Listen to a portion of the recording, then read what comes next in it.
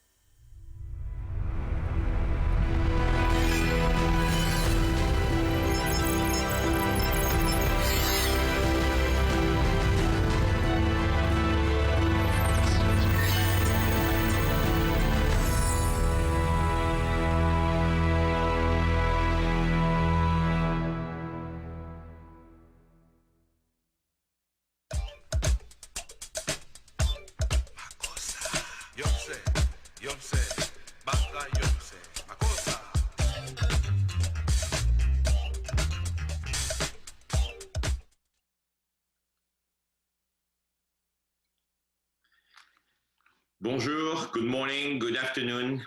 Welcome to our roundtable. This roundtable is dedicated to the Lion of Cameroon, my late brother, the saxophone legend and international symbol of African music, Manu Dibango. The New York Forum Institute was created 10 years ago to address crisis through new business models and innovative solutions. In these challenging times, it is important for me personally to go back to my roots in Africa, where I'm very pleased to welcome today more than 3,000 participants from 120 plus countries. Half of them are in Africa. I hope you are safe. I hope your family are doing well. And thank you for being with us today. I would like to thank our partner, Africa 24, Africa 24, for being with us and for replaying our session later today. We have few rules of engagement, which I would like to share with you. Your participation is absolutely important and crucial during this event. We want this event to be very interactive. We want to be hearing from you as well as our very prestigious speakers. We will feature some of the questions we receive from you, and you will also have the opportunity to vote on polling questions. Let's have the first polling, by the way. The first polling question is about what is today the most critical risk that Africa is facing due to the coronavirus pandemic.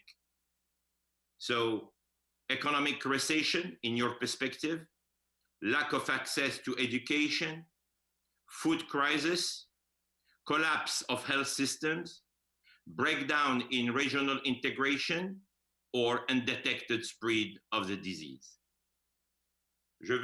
I will also speak in French in order to invite our French-speaking participants to vote and to give us their feelings in terms of what they believe to be the most important risks that Africa is faced with. And as soon as everyone will have voted, we will discover the results together.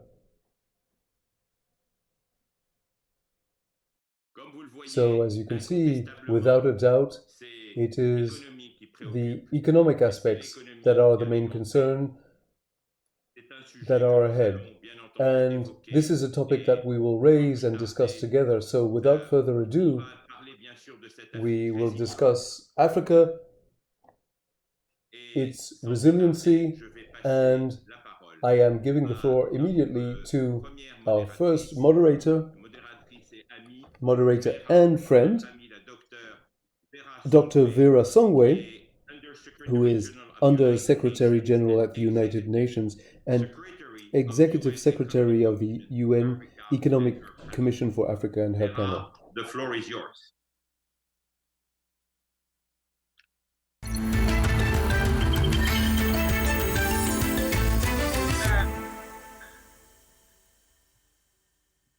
Merci, Richard. Thank you, Richard.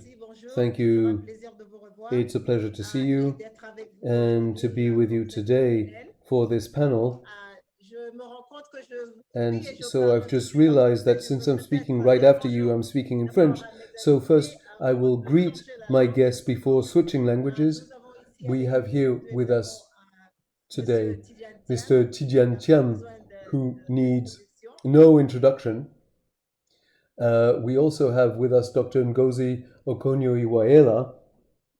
They are, who needs no introduction either. They are two of the special envoys of the African Union, as well as another famous businessman from our continent, Tony Elumelu. This afternoon, or today rather, we will discuss Resilient Africa, and we have seen how resilient Africa has been since January when we were first affected by the pandemic. So I would like to ask a few questions of my guests in order to know how they live this experience in Africa, how they have perceived the response from Africa, and how these 3 months have affected them. And I will ask the first question to Dr. Ngozi Okonjo. So I'm coming to you for the first question. We're talking about resilient Africa and how Africans are witnessing and living the COVID pandemic. Of course, we've seen data from the World Bank and the IMF that shows that growth is going to be severely compromised. The Economic Commission for Africa itself has done some analysis that shows that we will go from 3.2% growth to 1.8 in the best of cases, and maybe 0% growth. What do you think Africa is doing to be more resilient, and how do you see the crisis unfolding? I'll come back to you for what else the international community can do for this.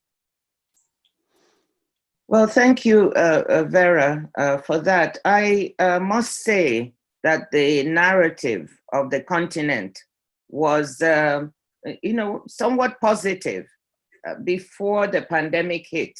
If you recall, the IMF had projected a growth rate for 2020 for the continent of about 3.6%, compared to global growth of about 3.3%. So a relatively robust growth story or narrative. And then the pandemic hit. This pandemic has been a huge exogenous shock, a shock on both the supply and demand side that has resulted in the prices of our products that we export falling precipitously. At the same time, we've had difficulties with the prices of exports. We've had the prices of the products we import increase. Remittances have dried up on the continent, tourism, our currencies have depreciated, and there's been capital flight out of the continent. So all these things have happened with an event that has been external to us. And I think that the continent has really been acted, our leaders have acted responsibly and with a great sense of purpose and unity. And I think this has helped us to a tremendous extent, including also resilience that has come from the experiences we've had in the past with other infectious diseases like Ebola, where we've been able to develop systems for contact tracing and follow up with people. So that has been a hallmark. But coming back to the actions of our leaders, they've implemented lockdowns, which have been very difficult, social distancing. You know that 70% or more of our people work in the informal sector. So implementing a lockdown is courageous politically, means that people cannot go out and earn on a daily basis. In spite of all of this, our leaders have also implemented some economic measures. They've tried to do fiscal stimulus of about 0.8% of GDP. It's a fraction of what is being done in the rich countries, which is about 8 to 10%. They've suspended taxes and tariffs. The central banks have provided some liquidity to our businesses and SMEs. But this is not enough, given the extent of the shock we've suffered.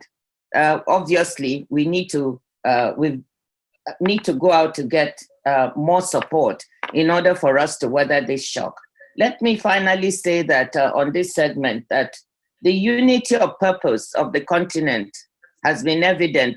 The African Union has come together, deciding to procure equipment together. They've appointed the 5 envoys to help look for external resources together. There's a great recognition that the only way we are going to fight this pandemic is through unity of purpose and unity of action. So this has been very pleasing. Thank you. Thank you very much, Ngozi, for that very comprehensive answer, which shows, I think, how resilient and how responsive the African governments have been.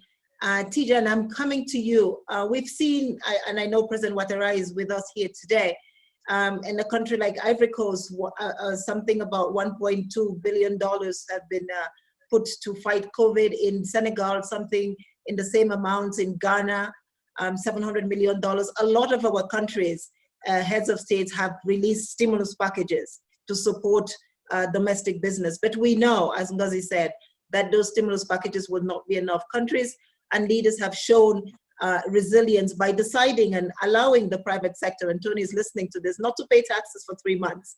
They have talked about standstills. When the ministers of finance met at the Economic Commission for Africa sometime at the end of March, they called for a global debt standstill for Africa. What is your sense of this? You have been a proponent and an advocate of this. Where are we with this conversation? That's right, Vera. Good morning. I'd like to say hello to Ngozi and to Tony. Pleasure to be on this panel with them.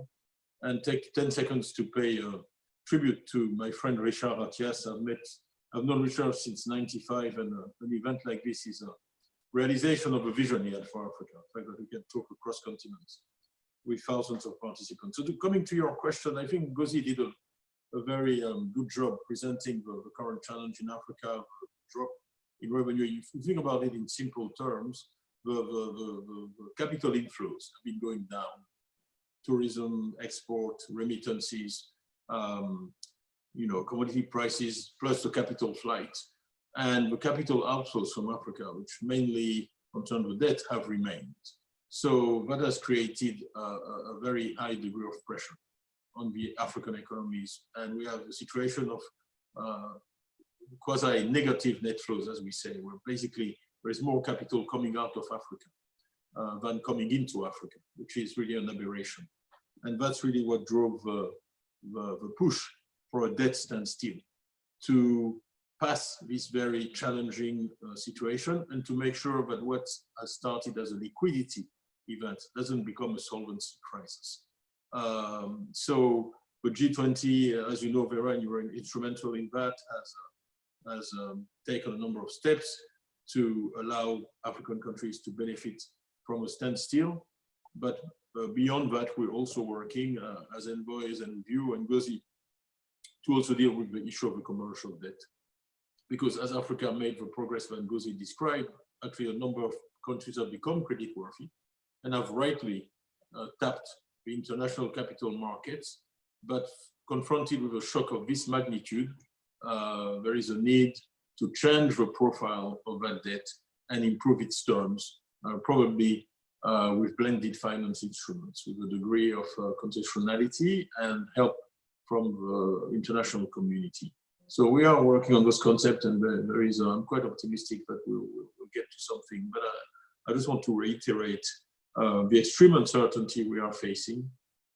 This crisis is only starting, and we have to make sure that we don't end up with a combination of the Spanish flu and the 1929-1930 depression, which would be an unprecedented event in world history. We're looking at drops in GDP. We're looking at increases in unemployment in developed economies, which will have a very severe impact on Africa. And we need to be proactive and anticipate and take measures to make sure that our populations who actually need investment in health, in education, in infrastructure, are very young and dynamic, can continue to see an improvement in their living conditions, which is what we have seen in the last 20 years in Africa, across Africa.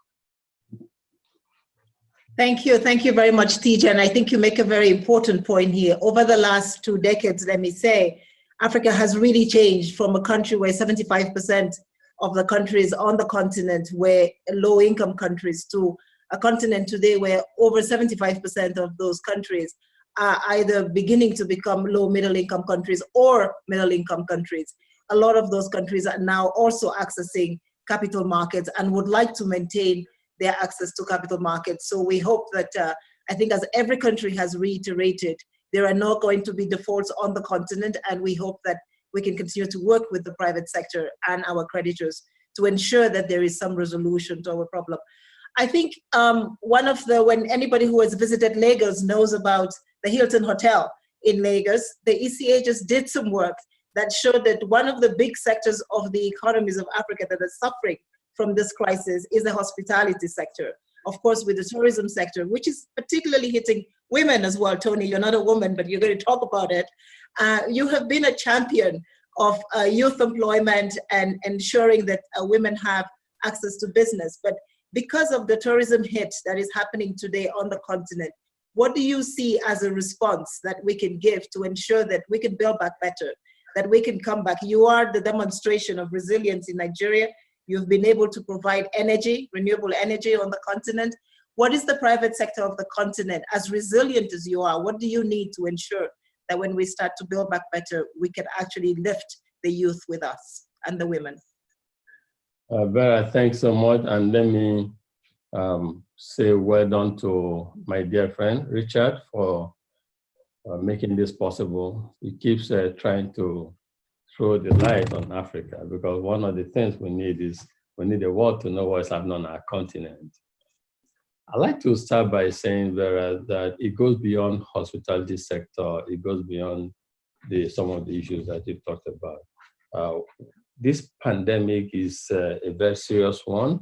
And indeed, I would say that without it, the African economic space was already in some form of that straits.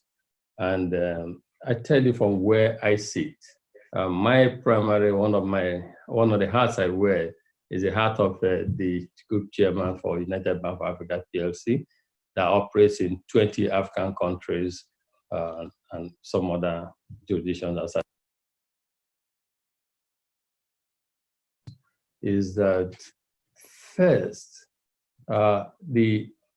those who 10% or less, about less than 10% of our customers account have over $1,000 balances in their accounts. And these 10% account for over 75% of our clientele, of our total deposit in all of these 20 countries that we're operating across Africa, with over 20 million customers. We have seen significant and unacceptable unemployment rate in Africa. We have also seen endemic poverty. We talked today about some palliatives and some form of debt relief for Africa. But if we recall my big sister there, Ngozi, She was finance minister in Nigeria at this point, and she, President Obasanjo, they worked very hard for debt cancellation for Nigeria. Today, we're talking about debt relief, debt standstill for Africa.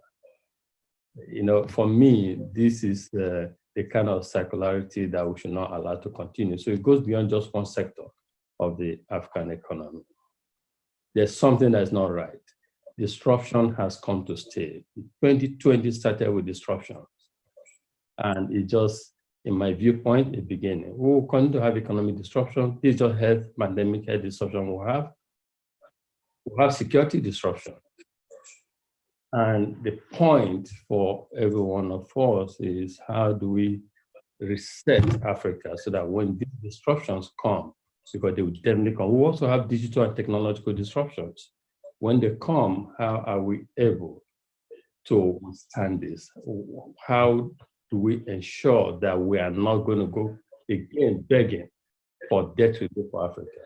It's becoming, in my viewpoint, the secularity is becoming embarrassing to all of us. So we need to reset. We need to look at issues much more fundamental. We need to look at why are we where we are and what must we do to address this. So, and I must commend and congratulate my friend Tijan and my big sister Ngozi for the great job they are doing as our envoys. In my viewpoint, as we engage with the rest of the world in providing relief, we'll call it, because it is relief, it's palliative. That is what it is, not a permanent solution to our issues. We need to look at it from a much more fundamental perspective. What must we do as a continent to ensure that when these disruptions come next, would be security disruption or technological digital disruption or economic disruption that will inevitably come, we are able to withstand this. I have often argued that we need a form of Marshall Plan. I came to the 1940 Marshall Plan that was put in place. We need to mobilize everyone so that Africa can come together. So that it's not just about the tourism sector, about one other sector. All of us can address this issue. Speaking specifically about the employment issue, I think if we look at the youth issue, if we have a Marshall Plan that mobilizes resources to address some critical sector like access to electricity, which is a major issue on the continent, then we'll begin the conversation. We'll begin to make sure that we don't go again begging for people to bail us out, because we must, as a continent, accept the fact that disruption has come to stay. If before maybe 3, 4, 5 years, and that won't happen. And so a solution to us should be much more than a sectoral, one sector approach. I think, do we have the resources and capability for this to happen? Yes. If you look at Ngozi, if you look at Tijan, these are great Africans, and they can mobilize people, and both within and outside Africa, the private sector, the public sector.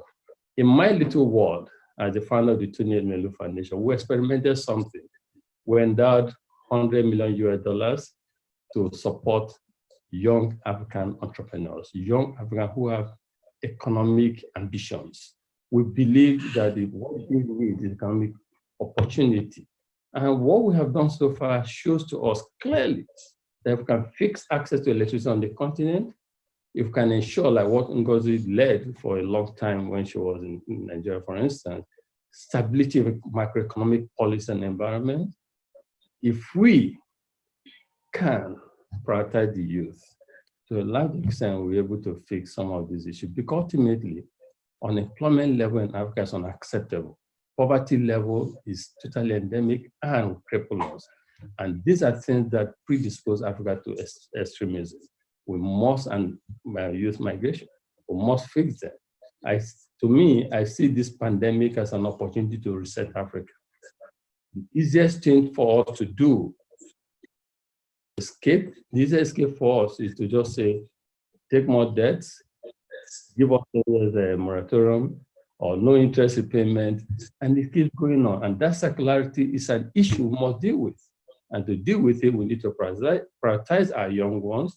We need to get our government to ensure stable macroeconomic policy. Some are doing very well in that area, but we need to bring everyone to the table. Let all of us see how we can deal with the issue of unemployment in a sustainable fashion. And to me, that is by empowering the small and medium-scale enterprises, the young Africans who have economic ambition, who are energetic, who work very hard, who want to succeed, and who have been succeeding from what we see. Thank you, Tony. Thank you so much for that. I think that if I may be provocative, Africa has already launched its own plan. It's called the African Continental Free Trade Area Agreement. I think that if we are looking for a plan to reset and to recharge Africa, that is the plan. And as you said, you're in 21 countries on the continent. My sense is, can Africa use the African Continental Free Trade Area Agreement?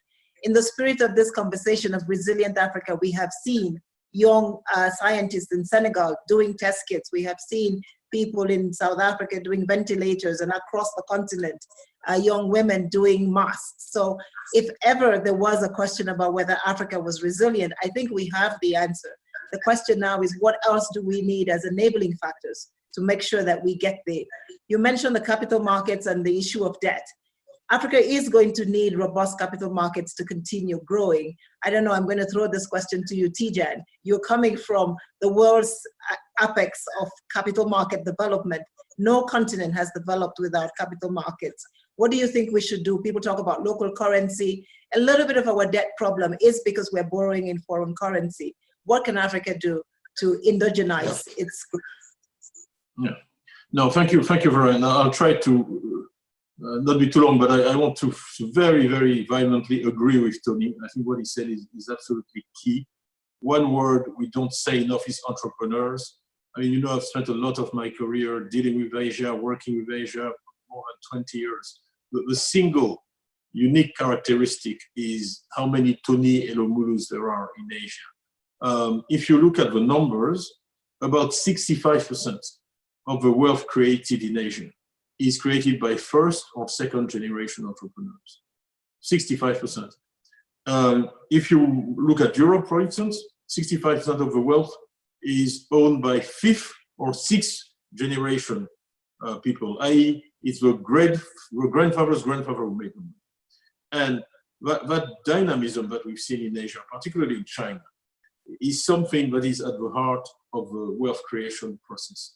And a lot of what the countries need to do is to promote a class of entrepreneurs, because you can then drive forward the economy and generate the resources that would lead to employment. And we know what needs to be done, because it's been done in many places to get there. But that has to be an explicit objective of the policy. Now, as far as capital markets are concerned, the reality is we're going to need an external inflow of capital for a long time. We're going to need the government and the multilateral institutions to crowd in private capital because there is a huge need for investment. Tony mentioned energy, for instance, which is at the start of all development. I mean, if you take Côte d'Ivoire, we built independent, privately financed power plants back in the 90s, and that has played a big role in the current economic growth.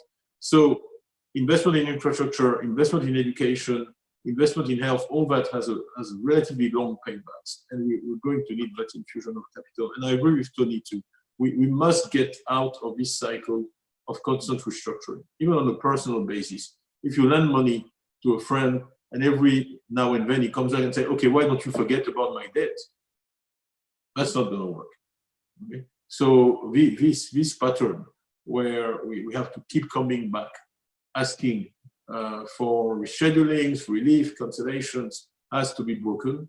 And a big part of the answer is to really mobilize enough resources. And the African ministers have asked for $200 billion. If you look, just yesterday, Europe announced a $500 billion plan. We talk about $200 billion for a continent of 1.3 billion people. It's in the interest of the world economy to promote that growth in Africa and fund it, because the alternative scenario is unmanageable and will be a lose-lose for Africa. Thank you so much. Ngazi, I'm coming to you.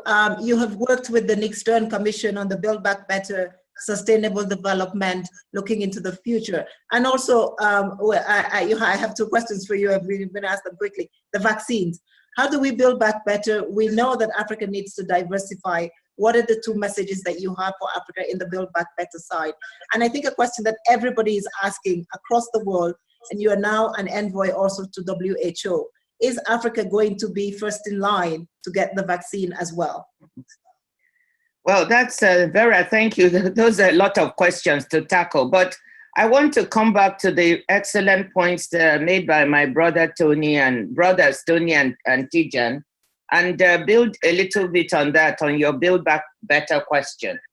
The first thing I would like to say is that, as Tony mentioned, we can see this pandemic and this crisis as an opportunity for the continent.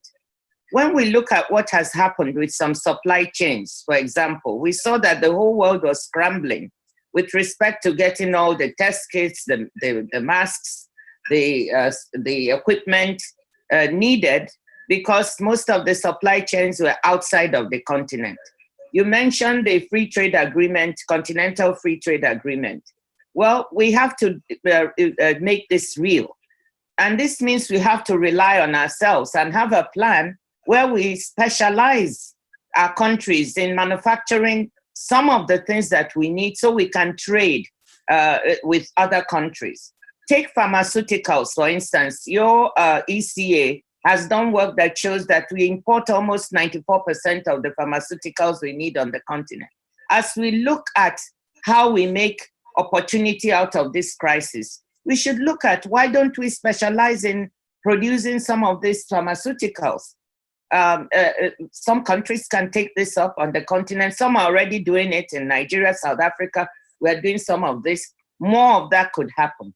Other areas where we could have a comparative advantage to produce good jobs for our young people. I totally agree that the focus should be on our young people, both producing good jobs in big enterprises, but also supporting them as entrepreneurs, particularly our women as well. As we build back better, we must also put women and youth at the center. We have to listen to what they have to say with respect to the future and involve them in the decision making. So I'd really like to stress that point. Jobs, jobs, jobs. What are we going to do to diversify our base on the continent so we can create the jobs we need? We are going to have the largest number of youth in the world by 2050. We have to think forward. Now, moving quickly to your question on vaccines. Well, you can see that there's a race on to be able to find the vaccines that would be a sustainable solution to the health crisis we're in. What has been very interesting in this crisis is the vulnerability of all systems all over the world. The rich countries that had strong health systems were overwhelmed, let alone ourselves. So looking to the future, sustainable solutions is what everybody's scrambling for. And we hope that those who are working on vaccines, that some of our African scientists can also be engaged. Our Africa CDC has done a wonderful job so far, even the CDCs in individual countries, and we hope to involve them in this work as we move forward. We are looking at these vaccines. There's a global effort underway with WHO at the center, Gavi, where I'm chair of the board, the Global Vaccine Alliance, and CEPI, the Coalition for Epidemic Preparedness Innovation. All are working with one purpose. When vaccines become available, they should be seen as a global public good, meaning that this should not be a question of profit for the companies that make it, but availability for everybody in the world at an affordable price. So that is the objective we have. In that circumstance, we are there to make sure that Africa will not be last in line, that all people, all our continent will be prioritized as well. This means we have to make large quantities and large volumes. And it is this very thing that Gavi, with the advanced market commitment, this is a financial instrument we have to assure we can manufacture enough volume for our continent. So don't worry, we will be prioritized. Thank you. Thank you very much. I think just in ending this conversation on resilient Africa, I'm sitting here in Ethiopia, in East Africa. We have had some of the largest growth rates, the largest GDP per capita increases, and the largest reductions in poverty on the continent. And I think that we want to continue to believe that we will do that and do that better. And there's no better example than Kenya and the work that they're doing on ICT to ensure that the youth have jobs. That shows us that Africa can be resilient, that the products that are coming out of Kenya in the ICT sector are being used in New York, in Asia. Tijan, as you talk about it, the M-Pesa platform, can we digitize that? Can we move that to the capital markets? I think Africa has all the tools that it needs to become even more resilient and to ensure that we don't have this circularity that Tony talked about. So we hope that as we continue this debate, our leaders will tell us what they're doing and ensure that we can all build back better and be here again talking about how we came out of this crisis on our own. Thank you very much for this conversation, and everybody stay safe. And one last thank you to all our nurses who are on the front lines of this crisis to ensure that they are also safe. Thank you very much. And merci for the presentation. Thank you once again, Richard, for this opportunity. I thank you and I give the floor back to you. Merci, Vera. Merci à tous. Merci, au revoir. Bye-bye. Bye. Stay safe.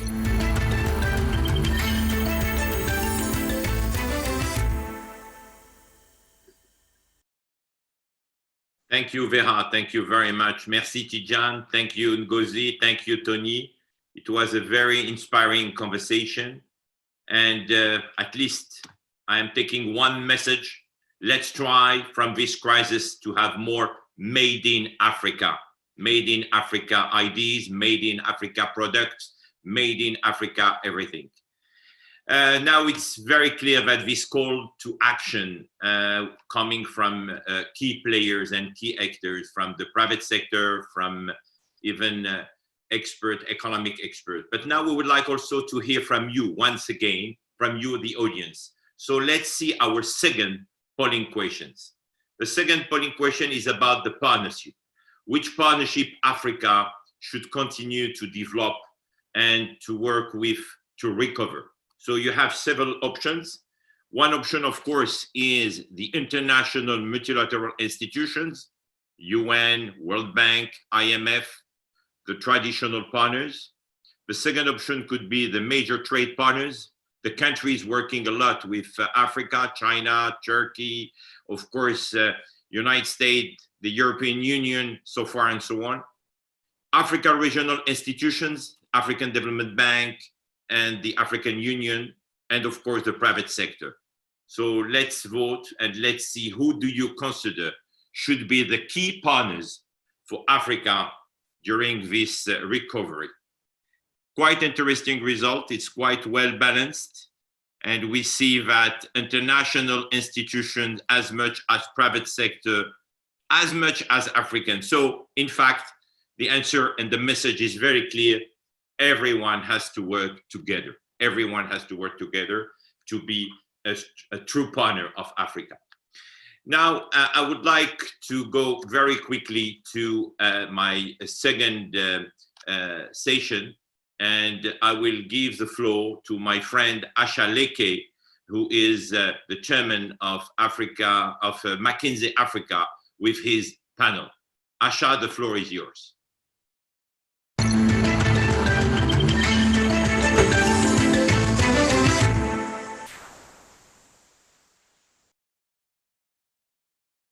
Merci, Richard. Thanks for that. Thanks for the invitation, and it's great to be here with my fellow panelists. We have heard from the previous panel all the efforts that are going in to make sure that we have the resources we need as a continent to address the crisis. What's even more important, I would argue, is to make sure those resources are well spent, that they're spent effectively and efficiently to stimulate our economies. And so to help us discuss that and understand what's happening in these countries and what they're doing to stimulate the economies, we have Her Excellency Dr. Rania Al-Mashak, who's the Minister of International Cooperation from Egypt, and His Excellency Mahamadou, my good friend, the Minister of Economy, Planning and International Cooperation from Senegal, who's otherwise known as the hottest minister in Africa. Actually, I have to introduce him that way. So welcome, both of you. Thank you very much, Richard. Let me start with Your Excellency Al-Mashat. When we talk about stimulating the economy, there are usually three things in mind. One is protecting jobs. That's a big focus. We know there are about 150 million jobs from our McKinsey analysis that are at risk on the continent. Of course, most of those, 80% or more, within the SME sector. Secondly, it's on supporting vulnerable populations, right? We're very excited to be the fastest urbanizing region in the world.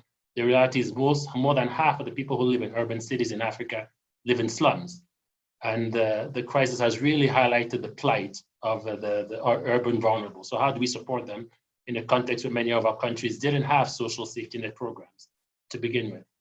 And thirdly is how do we sort of ensure that some key strategic sectors or strategic companies are also protected? That's usually what the focus is. When we talk about Egypt, I think on the health crisis through the Africa CDC as portal, we kind of see what's going on. We know Egypt unfortunately has the second highest number of cases and I think the highest number of reported deaths. And can you tell us a bit more on the economic crisis? How badly has Egypt been affected and what is the government doing about it? Well, thank you very much, and thank you for convening a special day on Africa. May 25th is the day for Africa, so it's good that we're doing this before. Similar to other countries, we as a government launched the recovery and rebuild strategy very early on. And it really depends on three pillars. It's protecting citizens out of COVID. It's providing the necessary liquidity for firms, and I'll talk a little bit about that. Also credit to the household so that consumption is smooth. And then third is to progress with our structural reforms during and post-COVID. The government took very decisive actions. We have a fiscal stimulus package of around $6 billion that was launched early on. This part of the resources definitely went to the most affected sectors. As you mentioned, tourism for us is very, very important. That is a sector that saw a lot of tax breaks, credit and loans at a discounted interest rate. Many of the rules or the litigation that was between the government and many of these firms was also let go. When it comes to real estate, because also construction is very important, there's a lot happening on infrastructure, housing. All of these are sectors that got special attention from the government. Also, liquidity and credit was availed through the banking sector for SMEs at very discounted rates, and there was definitely extension of payments for the loans. On the vulnerable, and I always, as was mentioned earlier, in every crisis there's an opportunity. In this case, there was some silver lining. One aspect in Africa is that there's a big informal sector, and therefore it was very important to address informality. And there have been lots of policies put in place to formalize the informal sector, and this was really expedited during COVID. So we have more than 1 million of the informal workers registering through, of course, another very speedy way of doing financial inclusion, which was also one of the outcomes of the crisis. Social safety nets were spread out so that the beneficiaries would be more, and there was special pension also provided for several of the groups. Another vulnerable group which is affected is women, and Egypt is the first country to provide a woman-specific COVID response, and we have a policy tracker which is actually looking at the different implementation of the policies put out by the government through the National Council of Women. So that is also something which was quite important and quite novel. Of course, unemployment is a big challenge. It was a challenge for the continent before COVID. Now it's even going to be more of a challenge. Nonetheless, through the fiscal stimulus that is provided, trying to stave off and mitigate some of the implications, and then through pushing forward with structural reforms that invite more of the private sector. I think these are very important measures that we are taking from our side to see through this crisis. Thank you, Excellency. So quite a broad set of comprehensive measures touching all the different segments of those who are affected. If I turn to you, Your Excellency Hott, what about Senegal? How big, it's great to hear Egypt's 6%, $6 billion, sort of probably, 5% or so of GDP as stimulus packages. On average, African countries have generally put out packages of 1% to 2%. So I'd love to understand how big Senegal's package is. And secondly, if we focus more on the SME space, the big question is, how do you really get to the SMEs? Most of them, 15% of the 80 million SMEs in Africa are not registered, or are registered only 15%, so 85% are not. So I'd love to understand how you're really supporting SMEs in Senegal, in addition to how big the stimulus package is. Thank you very much, Acha, and thanks to Richard for having us on this program. Basically, our stimulus package is roughly about 6 to 7% of GDP. And this is something that His Excellency, the President Macky Sall, has decided to provide so that we can attenuate, we can reduce the negative impact of this crisis on the entire economy, not only the private sector, but also the impact on the vulnerables, on the population, on everybody.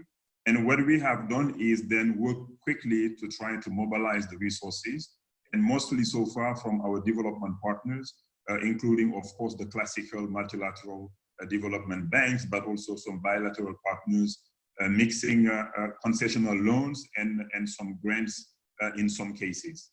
And it was very important for us to address the SMEs, in particular also the macro enterprises, and to also support those sectors that are mostly affected. It's basically the tourism sector, the air transport, but even also the domestic transport, land transport, because the measures that we have taken inside the country, with the curfew, with the state of emergency, many transporters also were negatively impacted. On the SME side and the micro enterprises side, it's very fortunate that the government had already existing instruments that we have made stronger by providing them with resources that include a guarantee fund that the president set up early on in 2013-14, which has been doing very well, working with the informal sector, working with the micro enterprises, providing them with guarantees so that they can get funding either from banks, but more so from the microfinance institutions at a subsidized interest rate. Typically, microfinances charges around 20 to 25%, basically for loans of 1 year or 6 months. But what we end up doing is structuring something so that the rate can go down as far as 9%. And then the bigger SMEs with the turnover of, let's say, $200,000 to roughly $400,000, we have decided basically to provide a 200 billion CFA financing line, that is about $320 million, with the government providing partial guarantees. So very high guarantees for SMEs because they are more risky, and then lower guarantees for the big companies that really can borrow often without providing too much collateral.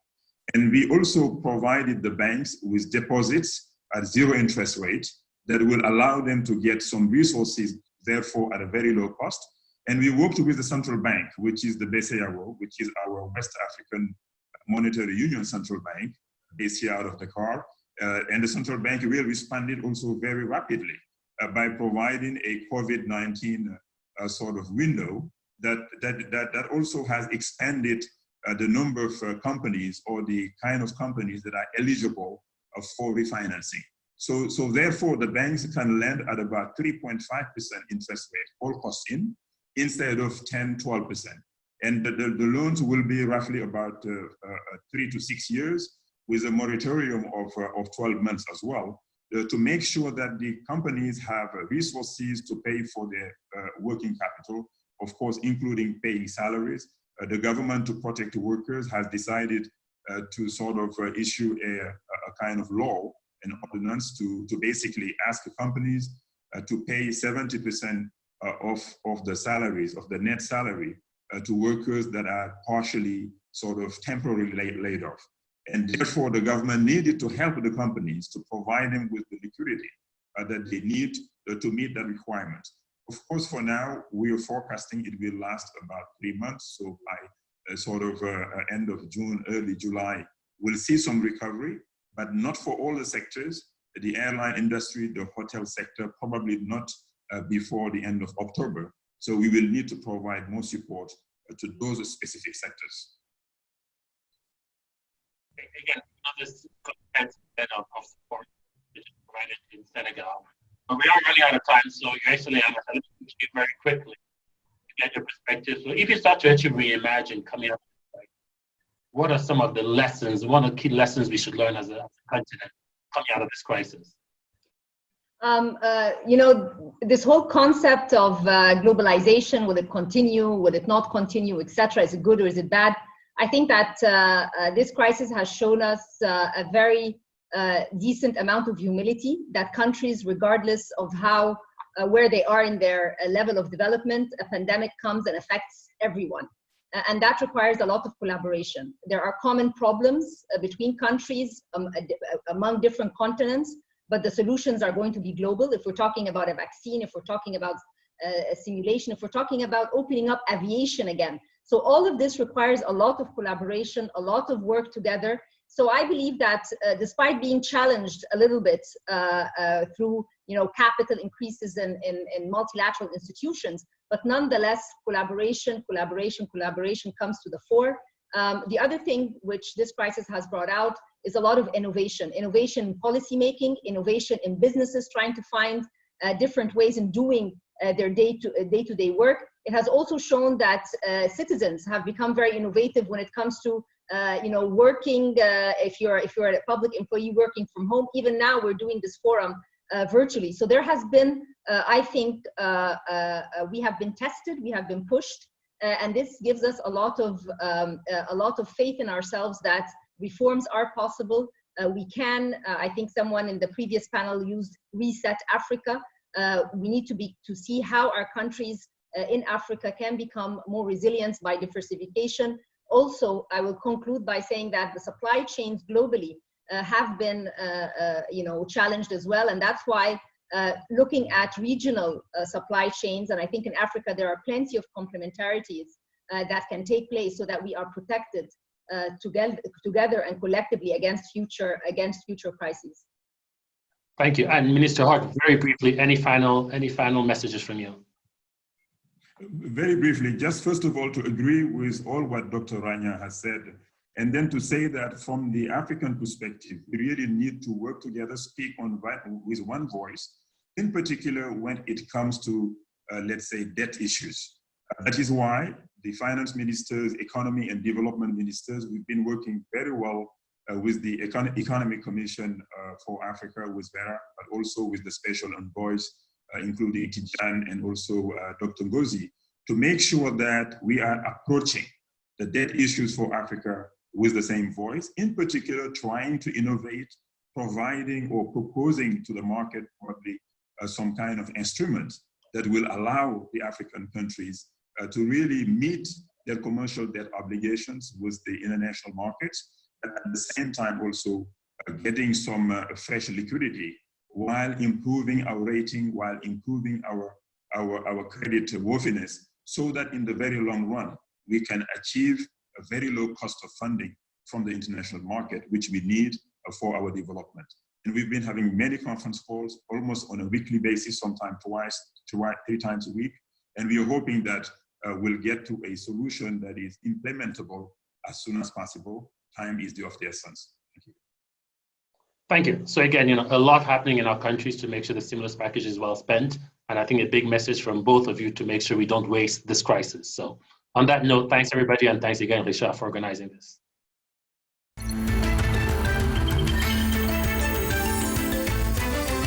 Please welcome back Richard Atias. Merci, mon Thank cher you, Asha. dear Asha. Thank you, Your Excellency, Dr. Rania. Thank you, Amadou. And now, it is my great pleasure and honor to welcome the panel with our prestigious heads of states. It will be an interactive session. And in alphabetic order, we will have President Julius Maada, His Excellency Uhuru Kenyatta from Kenya, His Excellency Mahamadou ISSOUFOU from Niger, His Excellency Alassane Ouattara from Côte d'Ivoire, and His Excellency Macky Sall, President of Senegal. So here comes the panel.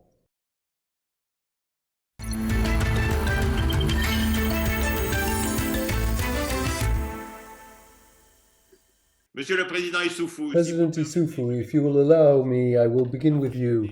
As President of ECOWAS, African countries are showing their resiliency to overcome this crisis, but they can only count on themselves, whereas the rest of the world has also been affected. But the most recent virtual summit of ECOWAS has shown that you are united. How does this change the way in which the continent is managing its current health policy? Well, I would like to thank you, Richard Atias, for having organized this panel, and I would like to greet all the heads of state who are taking part in it. It is true that the African continent is faced with this global health crisis, but for the time being, Africa has 0.42% of mortality linked to COVID in the world, whereas the population of the continent represents 17% of world population. Several factors explain the resiliency shown by Africa in this crisis. Maybe some immunity due to the fact that we have the presence of viral and infectious diseases in Africa. Others say that there are other factors at play, the climate or the youthfulness of the population, but also the fact that Africa is somewhat outside of global circuits, since we only represent 2% of global trade. Be that as it may, research and studies will try to study all of this in the future. But the measures of isolation cannot, in and of themselves, explain our resilience, since developed countries have not been spared. African countries have understood that we need to put the premium on the fight against COVID. We organized conferences of heads of states at the level of ECOWAS and African Union, and several recommendations were made, including a solidarity fund for the African Union for health, the strengthening of cooperation between the continental body on epidemics, the CDC, and the regional institutions dealing with health issues. We have also strengthened cooperation between member states in terms of research, training, and the exchange of experience in health writ large, and more specifically in terms of the fight against COVID-19. And in this fight against the pandemic, international solidarity, I do believe, more than ever becomes necessary. And issues such as access to water and basic health care should be of the utmost importance and should be considered as matters pertaining to human rights. But for the time being, Africa has shown its resiliency. This despite the fact that some of those had predicted that the continent would collapse faced with this health crisis. Thank you, President ISSOUFOU. President Macky Sall. Good morning. Thank you for being with us. A few weeks ago, you were one of the first to take the floor, and you raised a very important concept that you called a new world order. Can you discuss this with us, Mr. President?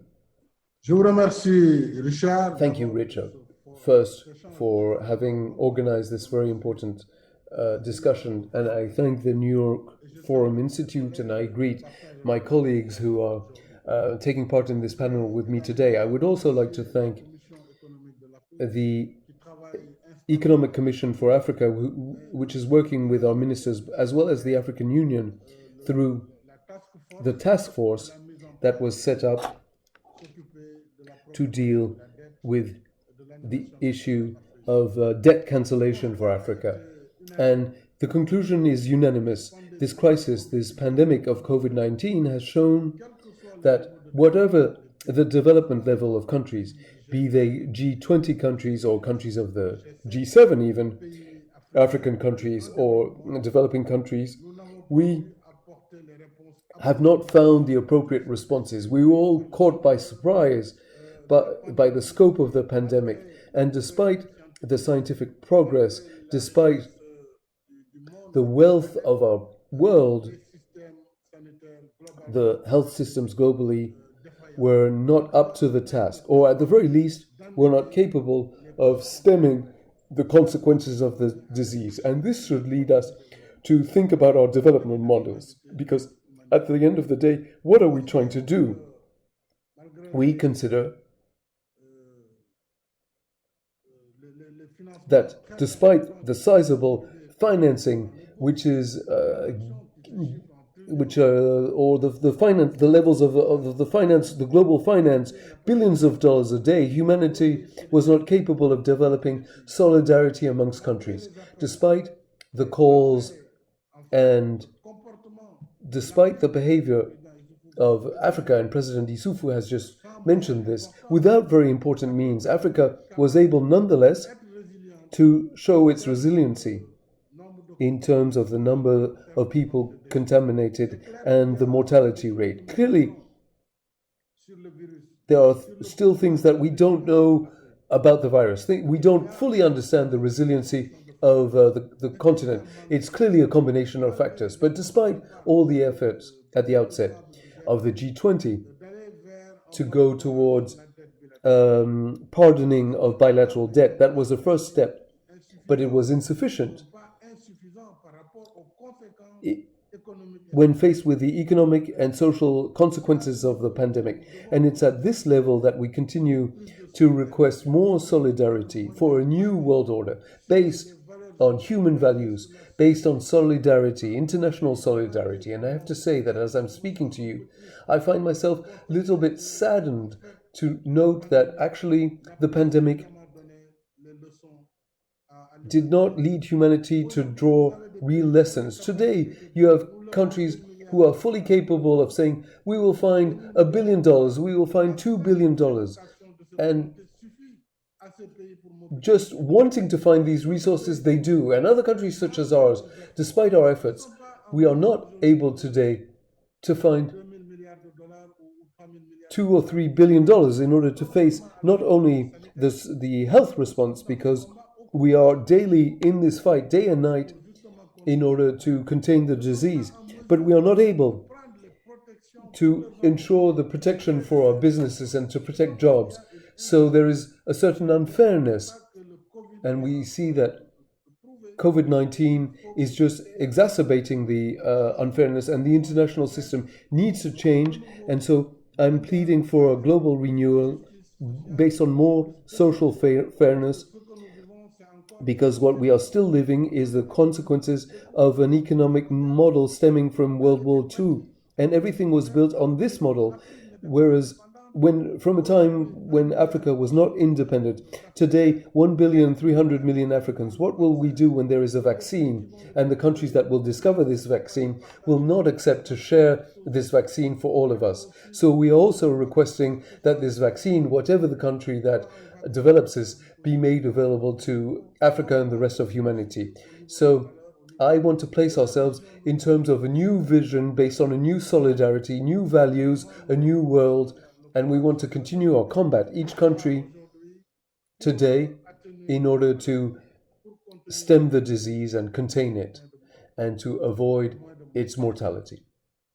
Thank you, President Macky Sall. We will come back on all of these topics, which are essential, but I would now like to ask a question of President Ouattara. Your Excellency, your government announced a response plan for COVID-19. To what extent does this plan ensure the protection of the more vulnerable and contain the economic crisis that has been forecasted? Thank you, Richard. Good afternoon, all my friends, all my brothers and sisters who are with us today. I want to thank you. And I had difficulties to hear Richard before, but I'm delighted to see him, and I have heard what my brothers ISSOUFOU and President SALL have had to say, and we fully agree. And as regarding Côte d'Ivoire and the plan that we have implemented, well, very quickly, we set up our response plan and a plan for economic, social, and humanitarian support. And I believe that the essential thing for all of our countries was to respond very quickly. Around March 2nd, we had our first cases, and in March 23rd, we had 25 cases in a population of 25 million. We responded and set up our response plan, and we ordered all the required equipment, hand sanitizers, face masks, and everything that we needed to protect ourselves. And immediately thereafter, the government implemented its response and support plan. It's an economic, social, and humanitarian response to the tune of $3 billion, which is a sizable amount. It represents 5% of our GDP. And this plan was quickly brought to bear thanks to international solidarity and the support of international institutions such as the World Bank and the IMF and the African Development Bank, as well as bilateral donors. And I thank them all for their support. And as President Macky Sall was saying, we believe more should be done. And this leads me to a comment. For decades, I myself was working for international institutions, and we all insisted that industrial countries devote 0.7% of their GDP to support developing countries. And with this country, we see that all of these countries can devote 5, 6, 7% of their GDP to respond to the pandemic. I believe that there is a lesson to be learned there from this situation, which is to say that there is a certain selfishness which, since for decades, since our independence, developing countries have been requested this 0.7%, but this was never reached. Even the more generous countries only did have 0.35%. But it's not to say that we want to beg. What we are asking for is to have the right conditions at the international level to support us when it comes to overcoming our issues. For Côte d'Ivoire, the first results give us hope. The mortality rate is between 1 and 1.5%, 25 deaths so far, and 53% of positive people tested who are positive, and more than 50% of them have been cured. We have no curfew to date, so we have all of our activities going on, be it school, restaurants, hotels, on all our country. Everything is functioning. 100% of the cases today are in Abidjan. Since April 21st, we have had no cases outside or in the hinterland. So we have isolated Abidjan in order to be able to overcome this issue. President Ouattara, one brief question as well. As Côte d'Ivoire, you are one of the defenders or one of the champions for food production, and you want to play a greater role in food production. We have had no issues in terms of food production. Côte d'Ivoire has always been an agricultural country, which is why we quickly close our borders or close the rest of the country from Abidjan to protect our agriculture. That's the most important. And this worked well. We today have had no issue of food insecurity. So there's no regional risk of food security that was forecasted. Well, of course, for the sub-region, we could fear some issues, but we have maintained our closures along the border, be it air, land and sea, but for goods, for trade, things are still circulating. So we do have the possibility. And we are grateful to our neighboring countries, Niger, Burkina Faso, and Mali. They continue to supply us, and we continue to supply them. So as regards Côte d'Ivoire, no issues there. And for the sub-regions, yes, there are a few concerns, and the continent, of course, experts are there to say this, that the prospects are quite dire indeed. Thank you.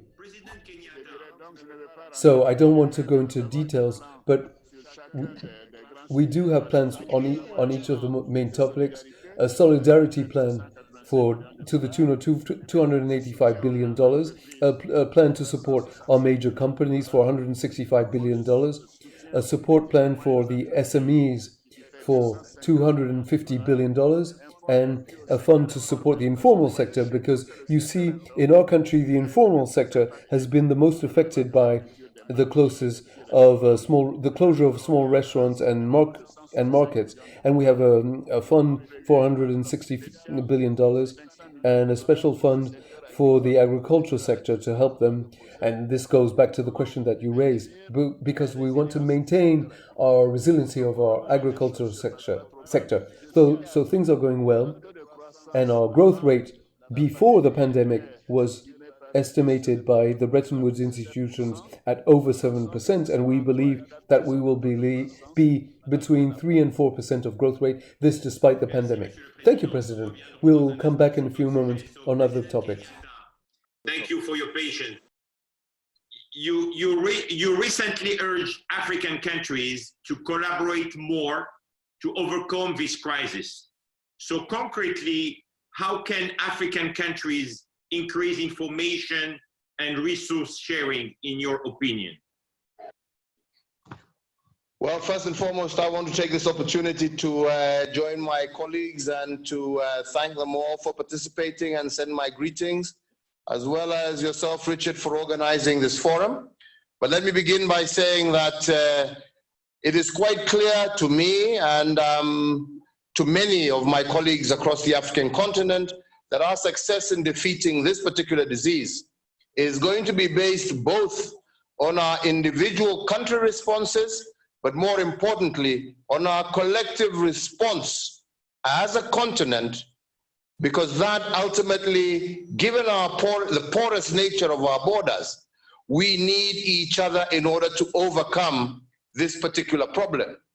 Let me go further and say that we have had very encouraging dialogue under the chairmanship of Cyril Ramaphosa, who is our current AU chair, where we have been exchanging ideas and possibilities, first and foremost on what we ourselves as a continent can do, and also equally joining together to see how we can get the international community to mobilize support, not necessarily just for individual countries, but for the continent as a whole. As I'm sure you are aware, we ourselves have tried to mobilize the limited resources that we have to develop a joint position. We have put money as Africa to our Africa CDC Center in Addis Ababa. We have also equally contributed towards trying to ensure that we, as a country and as a continent, are able to share the resources that we individually can do, be they PPPs, be they masks. How can we share the limited resources we have, not only within our own populations, but across the African continent? But ultimately, this is a problem that Africa alone will not be able to defeat. I continue to emphasize this is a problem that was not created by Africa, but has the greatest chance of hurting Africa more than any other part of the world. So the international community itself also has an obligation to support this continent of ours in our endeavor to defeat this disease. And we are also appealing that this is not the time for blame game. This is the time to reach, find solutions, find the vaccines, get the economies open. Our countries are today, much more than ever before, dependent on the global economy.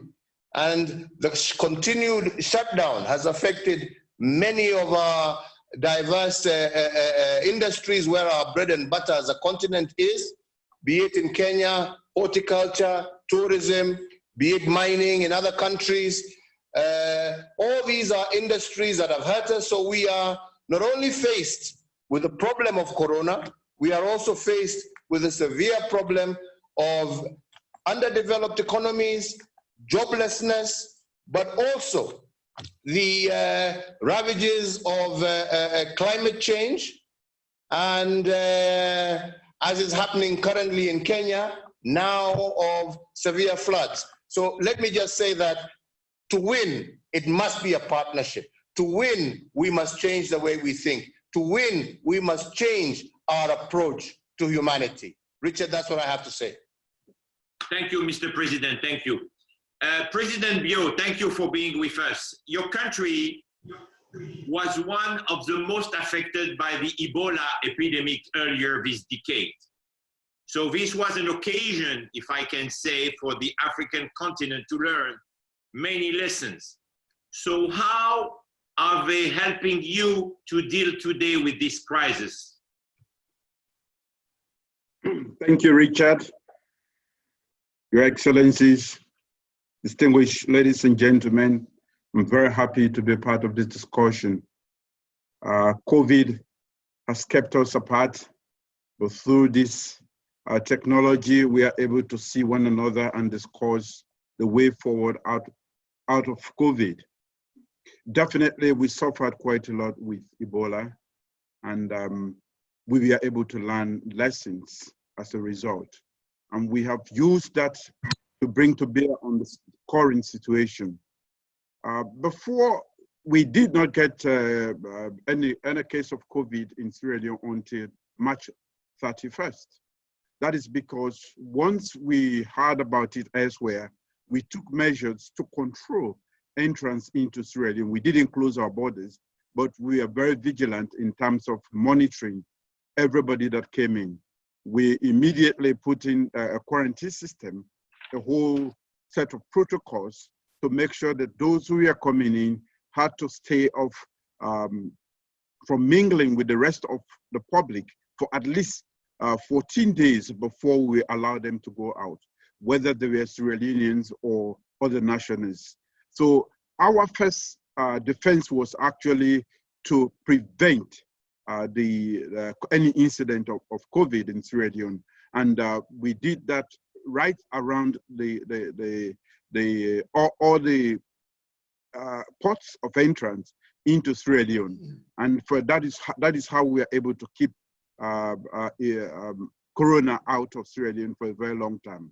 Once we had our index case, our next move was what do we do to make sure it doesn't spread? And if it was going to spread, what would be our best effort to really reduce the speed of its spread as it has happened elsewhere? So from learning again from our past experience with Ebola, we immediately put in place measures to prevent it from moving out of Freetown, that is the capital city, into the other areas. Different measures, most of which have been mentioned by some of my colleagues and known around the world. We put all of those measures into place to reduce the speed. Of course, with different modes of transmission, it has been going around.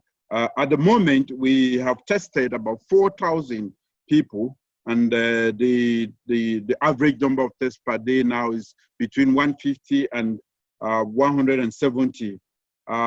We have had 534 cases, and we have only 33 deaths at the moment, and we are still putting together. What we did was, from Ebola, all those who had worked in terms of contact tracing, surveillance, we lost quite a lot of our medical doctors during the fight against Ebola.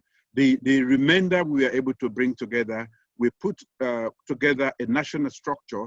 And from Ebola, one of the lessons we learned for just like coronavirus, without a vaccine and medication, the best medication is awareness among the population. Everybody knowing that this is the biology of this particular virus and the mode of transmission. Right across the country, everybody should know how to prevent being in touch with contact with anybody who has contracted the virus and how we can stop it spreading. That is the best, that is the only medication in the absence of any correct biomedical intervention at this moment. So social mobilization is a great weapon in addition to other measures. Everybody working to make sure that they don't spread the disease. So the bitter lessons of Ebola has taught us quite a lot of taught us lessons that we were able to bring to bear on the situation. And we still have technical expertise within the country, which we were able to mobilize very quickly. So far, we have been able to really relatively contain the virus. Of course, it is spreading, but our move now is to make sure we slow and break the circuit of transmission and make sure that we get rid of it. Of course, it's a fight for lives and also fight for livelihoods, which is quite difficult, taking into consideration our economic and social situation. So some of the measures that have been used elsewhere, we have been finding difficult to use, and we have been really very circumspect not to use what others have used just because they are being used elsewhere, like complete lockdown, that hard lockdown when nobody comes out. It is not possible here. And what we have done is inter-district, and we have curfew to reduce the time for interaction among huge numbers of people. And so far, we have been relatively successful using the experience we've had and also the expertise. And that is how we've been able actually to control the virus so far. Thank you, Mr. President. Monsieur le Président ISSOUFOU. President ISSOUFOU, I would like to come back to you on an important topic. Despite the pandemic and the ceasefire raised by the UN Secretary General, the security risks remain very important on the African continent. How does the pandemic affect, and can you discuss the security situation in Sahel briefly? Is the question to me? Yes, President. So the question is to me, Richard. Yes. Yes, President ISSOUFOU. Thank you very much. Others can respond as well, of course. Richard, allow me, before answering this question on security, to make a comment on the new paradigm that we need to see after this pandemic. Globalization has really done away with distances, so all conditions are there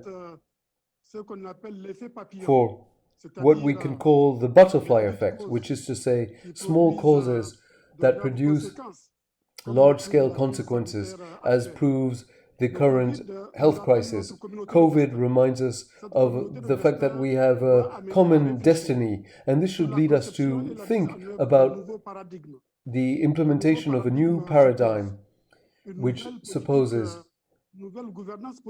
a new political and economic governance, more democracy, the acceleration of political and economic integration of the African continent, and stronger democratic institutions capable of promoting good governance in the various countries of the continent. These, I believe, are major issues that should feed our debate at the continental as well as at the global level. This debate should no longer be avoided. We can no longer avoid the issues of reform, for example, of the UN institutions, including those of the Security Council. We can no longer avoid the discussion on the inequities and the need for a new sharing of wealth at the global level and at the level of each country. This debate has kept employed generations of economists, but it's really not a technical discussion, it's more a political one. And there is a US economist, Simon Kuznets, who defended the topic according to which inequities are accentuated during the first phases of industrialization, and that they would spontaneously decrease as development continues. And this was said to us during the Cold War to keep developing countries in the orbit of the West, but actually nothing is spontaneous. Necessarily, we need to organize ourselves to fight against inequity, to conceive and implement the post-COVID-19 paradigm. This new paradigm, to my mind, should be focused not only on the fight against inequities, but also on the climate challenge, because the current model, and President Macky has said this before, is attacking nature, but we have not inherited the earth from our ancestors. No, we're only borrowing it from our children. So the new paradigm should allow Africa to mobilize the necessary financial resources to allow us to overcome poverty. And we need to be brave in our actions. We need to first promote the capacity of African countries to mobilize more domestic resources, more taxation, to reach 24% of GDP. This compared to less than 20% in a lot of African countries today. We also need to promote direct foreign investment. We need to mobilize resources from the African diaspora. And President OUATTARA mentioned this. Developed countries need to keep their promises made during the 70s to allow foreign aid to reach 0.7% of GDP, which is quite low if we compare this to the level of funding brought to bear by the United States in the framework of the Marshall Plan to the reconstruction of Europe. It was 4% of the GDP of the United States for 5 years devoted to the reconstruction of Africa. And you can see that compared to 0.7%, the levels of the Marshall Plan were much higher. And President Macky also mentioned this. We need to forgive the debt of the African continent, promoting various values: dignity, freedom, solidarity, equity, fairness. These are the values, I do believe, that should be the basis of the new paradigm. And in order to come back to security, if you allow, and to come back to the question you were raising, we know that the African Union set itself 2020 a goal of a ceasefire for 2020, which was part of our plan, continental plan. And we are aware of the link between security and development. But the health crisis today has socioeconomic consequences. Unemployment, increase in poverty, including the people going hungry. So it will have clear consequences in terms of security. But currently, for Sahel at least, this crisis has not had consequences on the development of the military operations carried out by the G5 Sahel, the Barkhane forces, and the National Armed Forces, as well as the MJTF in Sahel, in what we call the northern area along the three borders, and in the Lake Chad Basin. Our defense and security forces are more and more overcoming terrorists. The implementation of the Sahel Coalition to fight terrorism, decided on January 13th by the G5 Sahel and France, will allow us to continue this trend through launching the Takuba operation, which will be made up of the European Special Forces, as well as the launching of the Special Forces of ECOWAS and the African Union. We also hope for the participation of more countries to the Sahel Coalition, which is based around 4 pillars: bolstering the fight against terrorism, building up military capabilities of the G5 Sahel countries, coming back to the areas controlled by terrorists currently, and social and economic development.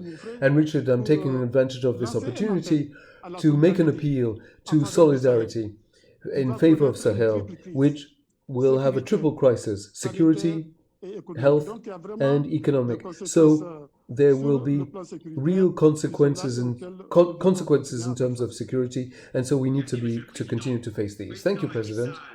President Macky Sall and President Ouattara.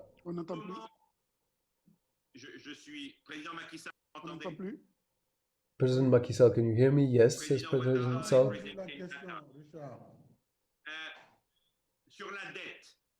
In terms of debt, according to you, what should we do in terms of private commercial debt?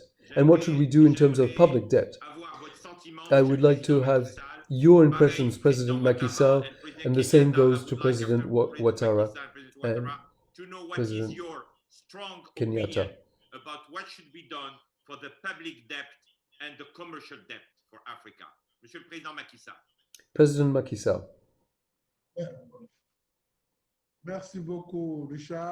Thank you very much, Richard. Before discussing this issue, I want to come back to national considerations and say to you that to date, we have a total number of people who tested positive, 2,617 in Senegal. 1,133 were cured. We have 1,450 who are still under care.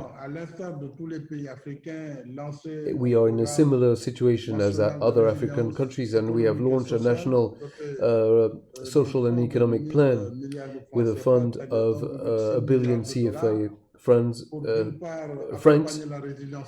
to support our social support to households, as well as macroeconomic stability with the support to the business sector and the protection of jobs. We also have strengthened our macroeconomic situation through innovating fiscal measures and injecting liquidity with the support from banks. And we have secured the strategic stocks of country, be it food stocks or oil.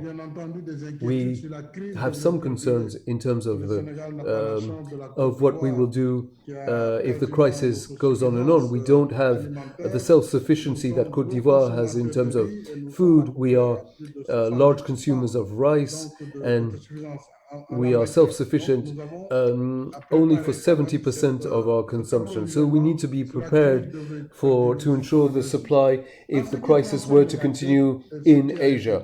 Regarding the debt and what was said, I also have to tip my hat to the Monetary Fund and the World Bank, because their response was immediate with the implementation of various mechanisms, including special drawing rights for the countries. This was not enough, and after thanking these institutions for what they have done, we need to continue these efforts in order to ensure a pardon of bilateral debt. This might take some time, but while we wait, we need to keep in mind that the level of bilateral debt for Africa, of sub-Saharan Africa, represents less than 2% of the resources that were mobilized during this pandemic for the G20 countries. So you can see the proportion here, less than 2%.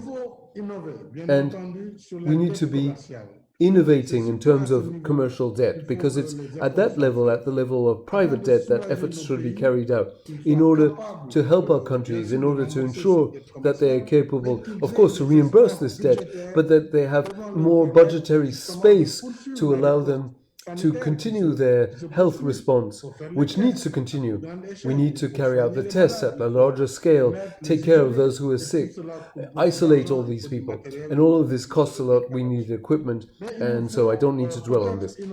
But we need to be innovating, and the African group is thinking about a mechanism that could be set up, and this could benefit from the support or the guarantee of partner countries, for example, of the European Union, and also the mechanisms of the European Union. And we could also use our special drawing rights in order to give the guarantees to this vehicle, which could buy back the commercial debt and restructure it so that the countries will have longer maturities, debt over 15, 20, 25 years, and this could be reimbursed at much lower rates, 2 to 4%, because this contrary to the rates that we're currently getting with Eurobonds. So that's what we're requesting. We just need more solidarity, and we need a new state of mind, and we need to understand that we can't move ahead in isolation. The virus respects no international border. The virus needs no visa to go to the United States, Europe, or Africa. And on this basis, we have a common destiny, and I am convinced that if we consider the real economy, the economy that allows us to invest more in agriculture, food production, for example, for our planet, in sustainable energy to protect our climate, in healthcare infrastructure to have an appropriate response for our humanity, and devote more to education and training to have a really meaningful development that puts man at its core, and human rights. This is the issue. In terms of debt, contributions can be made, and Africans are resilient. Believe me, Africans are not lazy, contrary to an idea that some might have. Africans work more than others, but they earn much less. They are in the fields, they are in factories, and they are working, but they are unfairly subjected to the consequences of globalization. And we see this in terms of climate. We pollute the less, but we are the most subjected to the consequences of climate change. And it's the same thing economically. Major economies have resources to allow them to overcome this crisis. But what will we do after COVID-19? The consequences will be much more dramatic than the health consequences. What means will we have at hand in order to support our airlines, to support our tourism industry, which is one of the cash cows for countries such as Senegal? Everything is closed and will continue for weeks to come. So we need to invent together mechanisms for more equity that will allow Africa to have room to breathe to face this better. Thank you, President. President Ouattara, do you want to respond to this issue of the debt? I would like also to get your view on the debt issue, which is a very important one. Monsieur le Président Ouattara. President Ouattara. Thank you, Richard. Thank you. Of course, the issue of debt. I first want to congratulate myself of the initiative of the African Union and of appointing experts such as my brother Tidiane Ngozi and others who are working on this issue and who have expertise that is world-class. And I believe that their discussions and their efforts will bring to bear solutions. And I come back to say that in terms of international aid, we have here an opportunity with this crisis to have a new starting point, and that countries can easily respect this level of 0.7%. They have shown this by reaching 5-6% of GDP in their response to the pandemic. So we need more solidarity regarding debt, multilateral debt, and I am delighted of the initiatives taken by the powers that be, Kristalina Georgieva, David Matas, and my young brother Akin of the African Development Bank and others, who have mobilized exceptional resources and who are trying to set up specific mechanisms in order to help African countries, amongst others. But of course, we have the issue of private debt, commercial debt, and this debt needs to be dealt with expeditiously. We have to borrow on international markets, and our interest rates, to our mind, are too high. Côte d'Ivoire has excellent macroeconomic criteria, much better than many European countries. But when we go to international markets, we have to borrow at 6%. But in Europe, these countries borrow at 1.5% or less even. So there needs to be more recognition of our stability and of the security in our countries, which is why personally I am mindful of our economic framework. And in Côte d'Ivoire, we have a very solid and stable economic framework, which has sizable initiatives. After this crisis, we will reach growth rates of 8-9% for the decade to come. So I wanted to insist that more efforts need to be made. These are important issues in terms of commercial debt, and I have full trust in the expert group set up by the African Union to help find us solutions with our creditors. President KENYATTA, what is your personal opinion on the debt issue, which is a crucial one? Thank you very much. First and foremost, I just want to join President Macky Sall by thanking the Bretton Woods institutions, especially the IMF and the World Bank, for the very quick manner in which they responded to this disaster, acted and intervened on behalf of many African countries and many of the less developed countries across the world.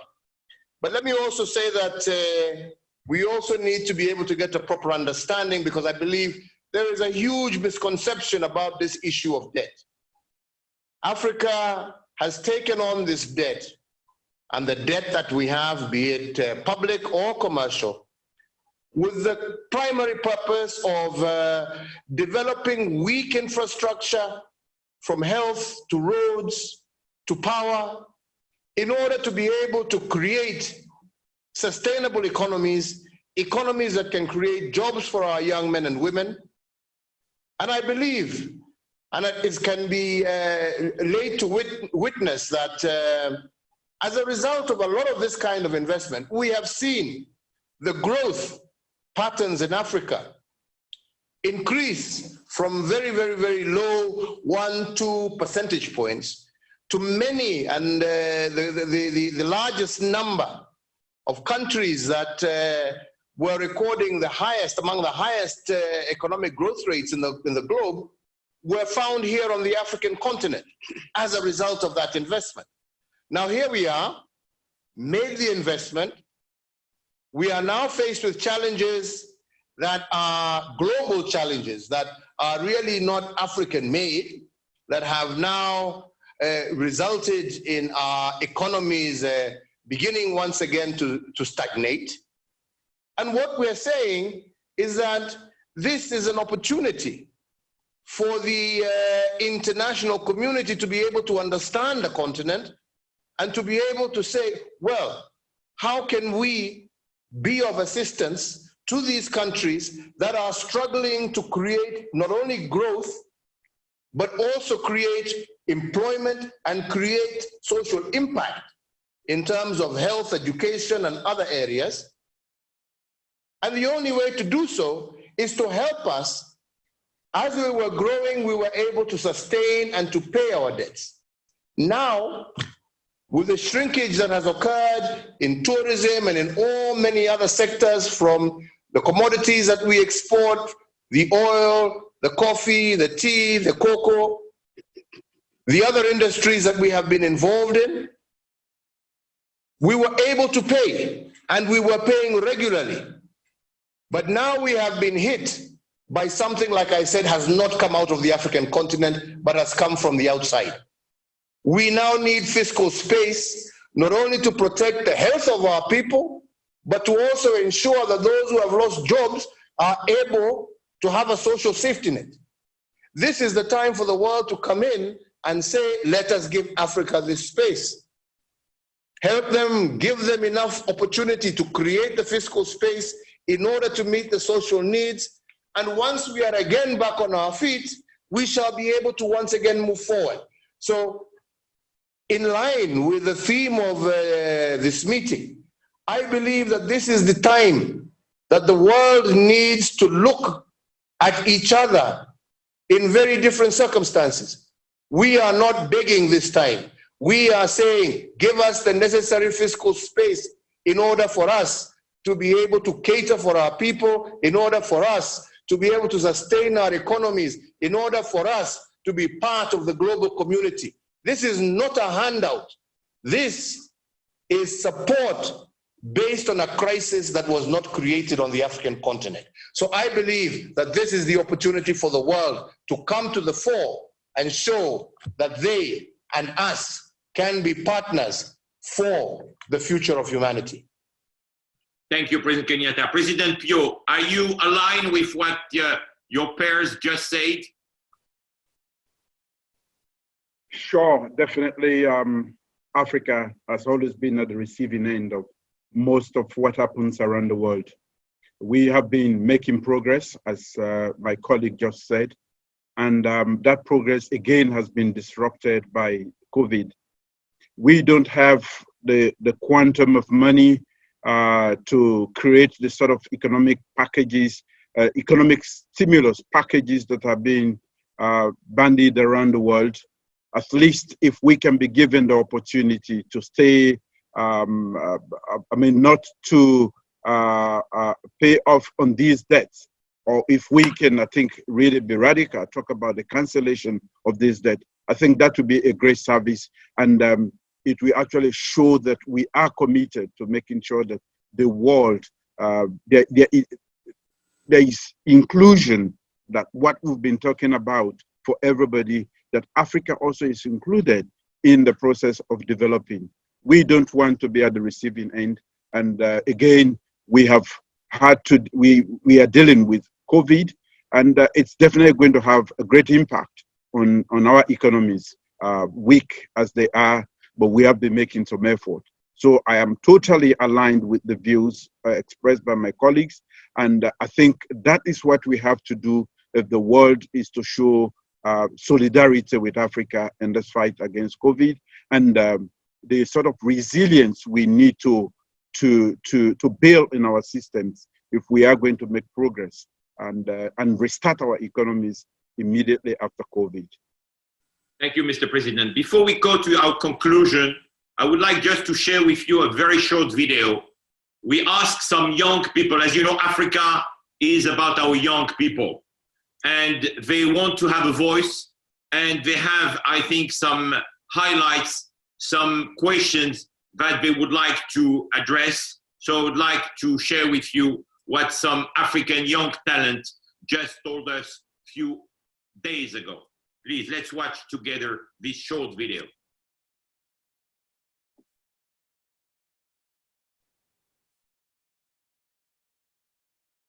In most African countries, businesses, startups, and small businesses owned by young people has been closed down. And to continue to work, they will need a capital. So how are the government going to ensure that the financial system are supporting and easing the access of funds to those businesses?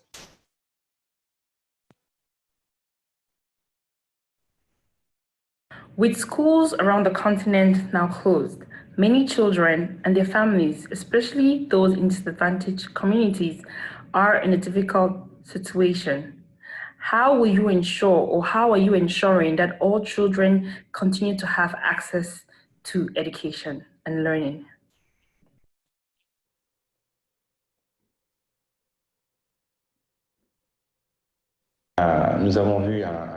We have seen many digital initiatives by Senegalese young people for distribution, for information campaigns, as well as online testing. How did you assess this support from the population, and do you believe that one day we can be integrated in terms of our response to pandemics or major risks for our country? So time is of the essence, but we need to answer one important question: education.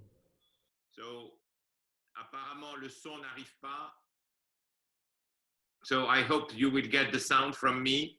Là, apparemment, le son arrive. Thank you. C'est malheureusement. We are having sound issues, and this allows me. This is why I hope that we will have physical meetings rather than virtual ones. The physical event will be back soon, because this world of virtual is okay, but I don't think this is our destiny. So anyway, how do you react? How do you react in terms of education?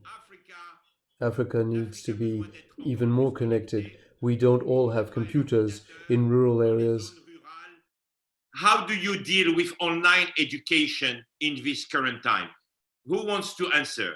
Qui veut répondre? Who wants to answer first to this issue of education? President Macky Sall.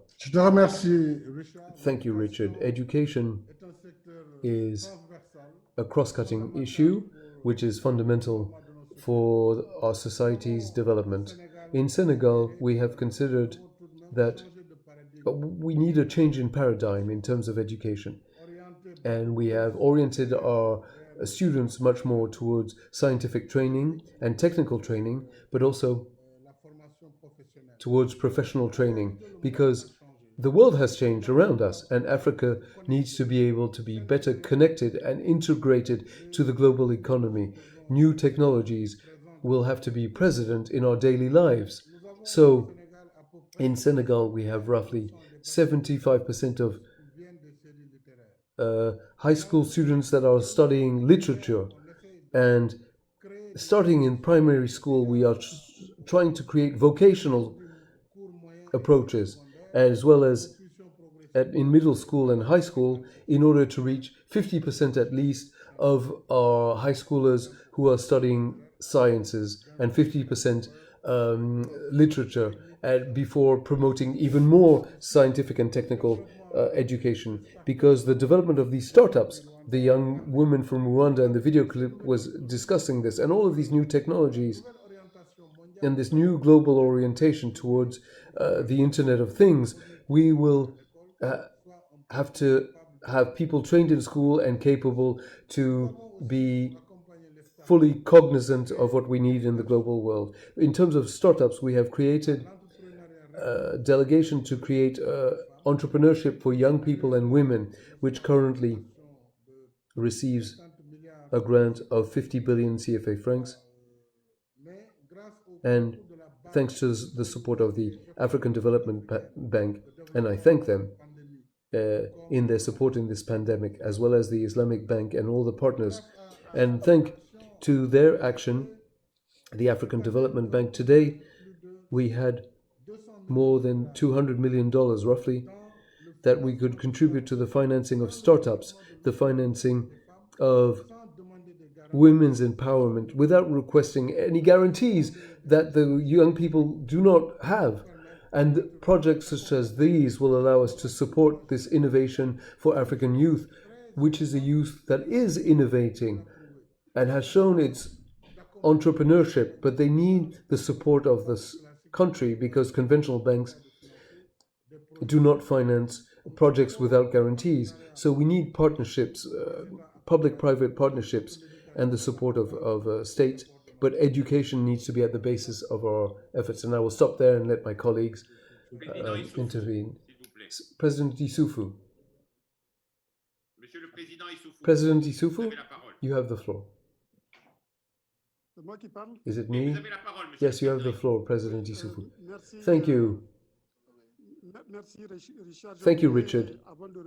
Before answering your question on education, I want to remind you that in Niger as well, we have set up, and faced with the health crisis, a response plan to the tune of $2.2 billion, which foresees fiscal measures to support SMEs, as well as a support plan for vulnerable population. And for the time being, Niger has had 9 cases, and we have had 75 people who died, and we are trying to contain the pandemic, and we are succeeding with the social distancing measures that we have set up. Regarding youth, our continent, as you know, is characterized by its demographic structure with a very young population. The median age of our population is 19, and this youth of the population is both an asset and a major challenge. It will only become an asset when we will be capable to transform this demographic asset. And we need to educate, take care of our young people. And in the framework of our program that we are setting up in Niger, our ambition is to increase the percentage of young people towards science and to reach 40%. Since we need to keep in mind that in emerging and developing countries, this ratio is 60%. It was 8% only in Niger in 2011, and we will reach 40% by 2021, which will allow us to improve how employable young people will be. Generally speaking, in Africa, in the job market, we have to make a space for 10 million young people every year. And these may be 30 million in 2040 or 2050. And we need to create jobs, find jobs for all of this youth that is arriving on the job market. So we need to implement the 2063 agenda in the programs that favor integration. And as a consequence, we need to allow to create employment that is requested for our youth. So we need to accelerate, after COVID, the implementation of the African Continental Free Trade Area, which should have been implemented in June, but unfortunately COVID has forced us to postpone the calendar. We are thinking about the new timeline.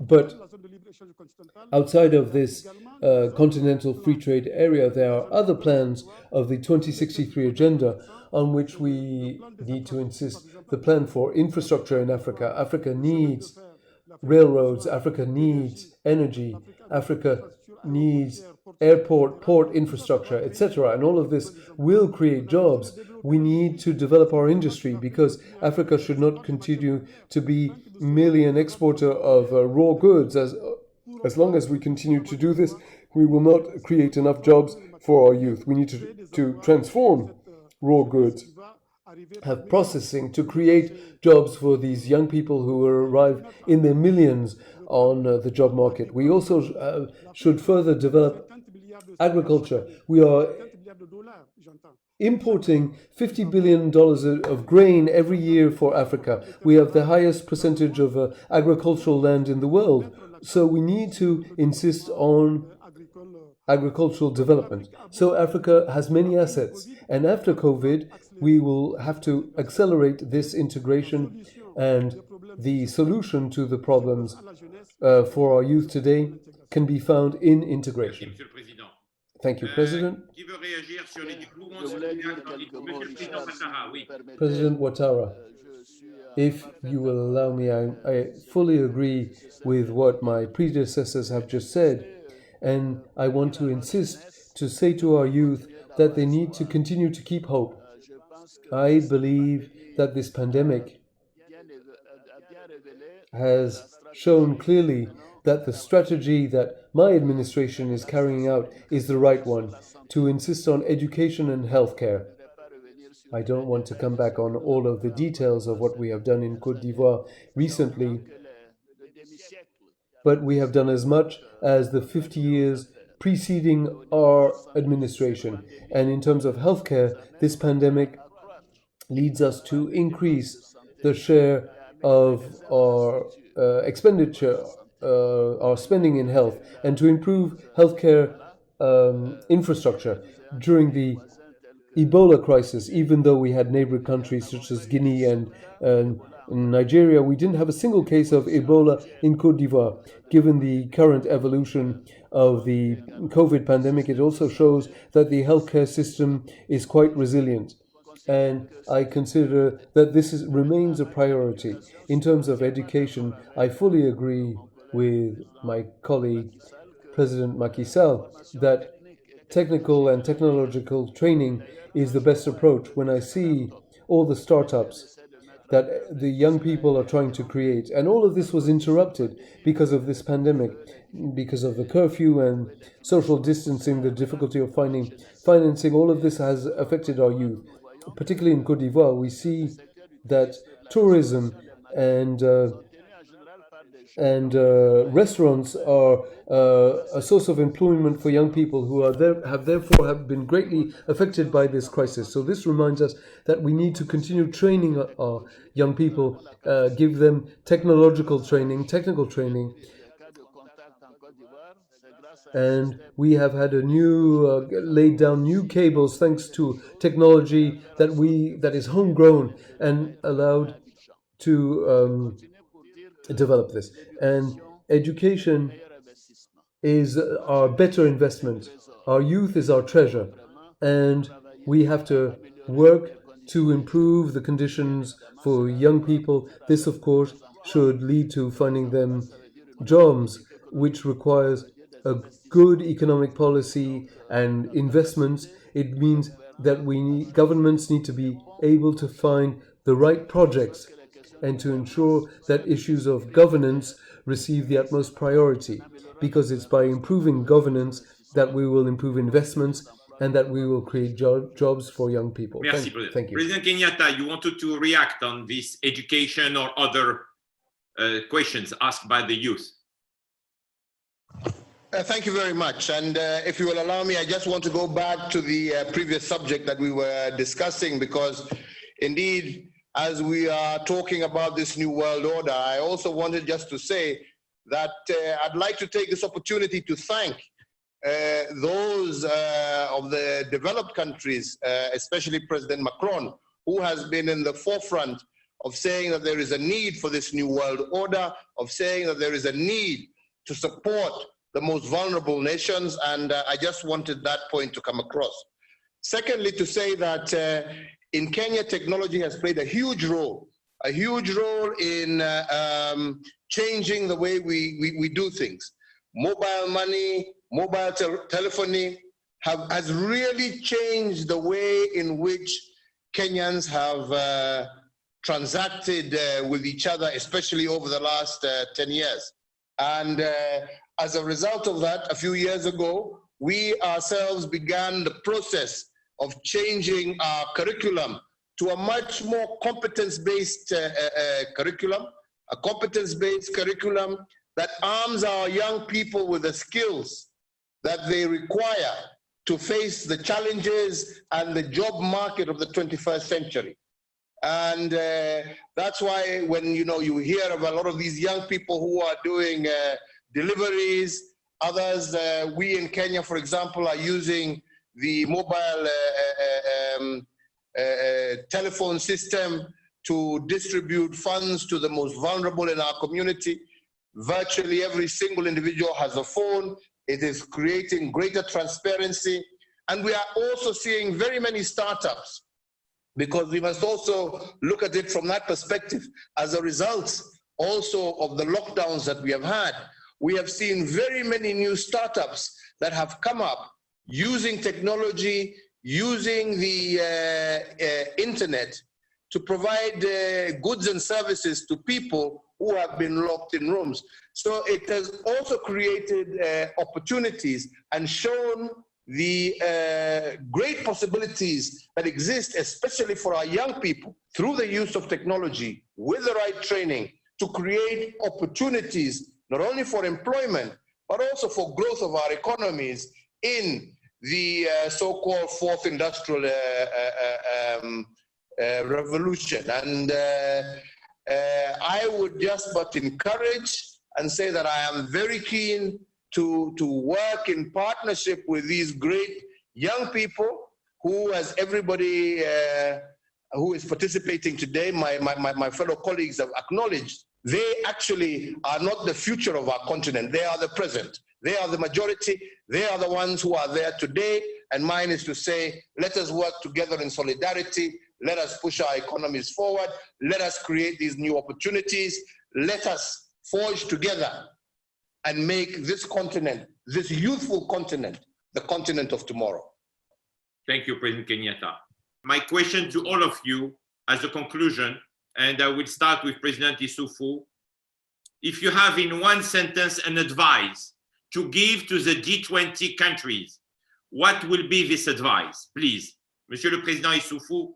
President ISSOUFOU, what advice will you give to the G20, which is meeting in a few months in Riyadh? Thank you, Richard. In a few words, what I could say is that there will be before COVID-19 and after COVID-19. It is extremely important for the world to think about a new paradigm. This new paradigm should be based on certain values: solidarity, equity, freedom, and dignity. This is extremely important. As I was saying before, it is important that we find resources. There are many resources in the world, but they need to be better shared inside of countries and among countries. And therefore, we need to move things along and create the right conditions in order to be able to implement this new paradigm. President Bio, if you have an advice to give to the G20 countries, the G20 group, which will meet soon, the world leaders, what will be this advice, Mr. President? I think we have to be frank with Africa and support Africa to go through this particular pandemic in a way that we can resume normal activities again. But quite apart from this, I couldn't use my time to talk about education. If you can just give me 1 minute, I should be able to do so. We consider human capital development as very important for our development as a nation. And the best way you can develop the human being is by education, investment in education. And that investment must be fit for purpose. As we loom, as the fourth industrial revolution is looming, that education has to be fit for purpose. So what type of education do we give to our youth, especially taking into consideration the youth budget, so that they are not a problem or a challenge in the future? It means that we have to educate them in a way that we can lead the fourth industrial revolution. We should not be at the receiving end. So even with all what is happening, what we have done is to make sure that using radio, television, the current technologies that are here, we are using everything to make sure that we can deliver education to all the remote areas in the country that we can reach. So Africa should endeavor to make sure that every effort is made to give quality education, especially with the prediction that we are going to have a very high population in Africa. We should make sure that that population is fit for purpose by making sure that we invest in education, that we place them ahead of the queue, so that we are not just consumers, but also Africa should be able to lead and take part in the fourth industrial revolution in a meaningful way. Thank you. President Kenyatta, your message that you shared on stage in Riyadh last October still resonates in my mind. What will be your next message to our friend who will meet soon in Riyadh from the G20? To our friends in the G20, I have one very simple message. Africa is not the problem, but through partnership, we can be part of the solution. Period. Thank you, Mr. President. Thank you. President Macky Sall, what messages would you share with the leaders of the G20, and you take part in these meetings quite regularly? Thank you very much. Well, this would be a message of hope a message of partnership. We can consider that economy and finance are not an end in and of themselves, that they're just a means to finding a solution, to improving the well-being of mankind, which is why we're making this appeal to a new world order that places mankind at its core. The G20 does have the means to support us. We have said this before. We're not begging here. We need to have the right mechanisms that will allow us all together to overcome our difficulties. And this is the message that I would share with my friends from the G20. President Ouattara, you have the last word. What advice or what comments would you make before a G20 in November, and what conclusions would you give? Thank you. I want to say that we have a common position of the African Union, as expressed by our brothers who represent us at that level, and we are in full solidarity. And I believe that the key word, as President Uhuru Kenyatta was saying, is solidarity and partnership. And Africa is the continent of the future, and I believe that some are understanding this. Everyone needs to realize this, and which is why it is good to have this partnership to continue forging ahead, and so that the world can become a place where we can all live in peace, but also in security. And to conclude, I would like to thank you, my dear friend Richard Atias, for having organized this video conference on behalf of my brothers. Since I am the eldest in age, the age in Africa is important. I would like to, on behalf of all of us, tell you that we are grateful for this opportunity to discuss together, and thank my brothers for the exchanges that we have had, which were extremely fruitful. I believe that Africa has drawn the lessons of this pandemic. I believe that this opens opportunities for us to insist on health, and we do this already, but we need to continue because we now have the support of the international community. We need to continue to place health as well as education and technical training for our youth at the core of our activities, to ensure that young people keep hope and remain in Africa, in their own continent, to help to develop their countries. And I believe that the situation with COVID is quite difficult for the world. It is difficult in Africa, of course, due to the weaknesses of our healthcare systems, but we nonetheless have very low mortality rates, and we have a lot of people who get better, maybe because we have all taken anti-malarial drugs when we were young, or because our population is quite young compared to other countries. But that is not enough. We need to encourage our scientists and our experts to find drugs and homegrown solutions adapted to our future life in case there were future pandemics. We never know, other pandemics could happen, so that in the continent we have human resources, our own human resources, to overcome these difficulties. I'm very proud of the medical experts in Côte d'Ivoire and in many African countries, because the medical sector has confronted full-on the issue and has worked tirelessly, and the results have been quite good. Of course, we all want to overcome this pandemic, and we have not done what the Europeans have done, or what has been done in the United States. If we avoided quarantine, in most cases it's because it's contrary to our culture. We live in society, and we have adapted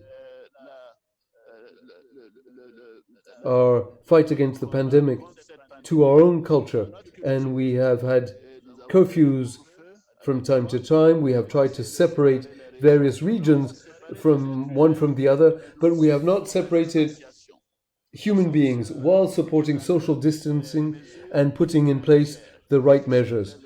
This was important to overcome this issue of COVID. I would like to conclude by thanking Richard for your staff and your experts that allowed us to have this discussion, because without them it would not have been possible. And we hope that despite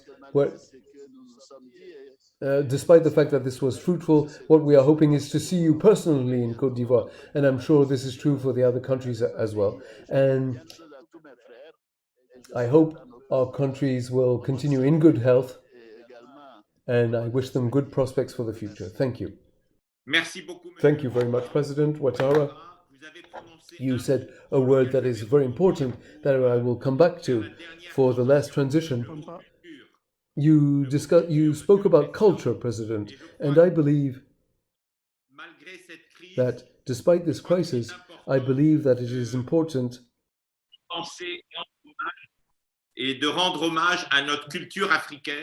to continue to support our African culture. So the words of conclusion will be given to a daughter of our continent who is a goodwill ambassador with UNICEF, our sister, Angélique Kidjo. I would like to highlight the African culture, and I will give the floor to our sister, the Goodwill Ambassador of UNICEF, Angélique Kidjo. Merci à vous. Thank you very much, Your Excellencies. Merci à tous. Angélique, the floor is yours. Merci. Merci beaucoup. Hello, everyone. Thank you, my dear Richard, for inviting me to this virtual conversation. The COVID-19 pandemic is a challenge to our humanity, our solidarity, and our resilience. We need to take this moment to think about what we want for the future of my beloved continent, Africa. I think this is the moment where we should reinvent the idea of Pan-Africanism. We've seen today with this pandemic that people's health is at the center of the well-being of our economy. Financial gain cannot be more important than the health of all the human beings on this planet. So for that, I have a song that I want to sing for you that celebrates our Africanity, our humanity, our solidarity, and it's called Africa.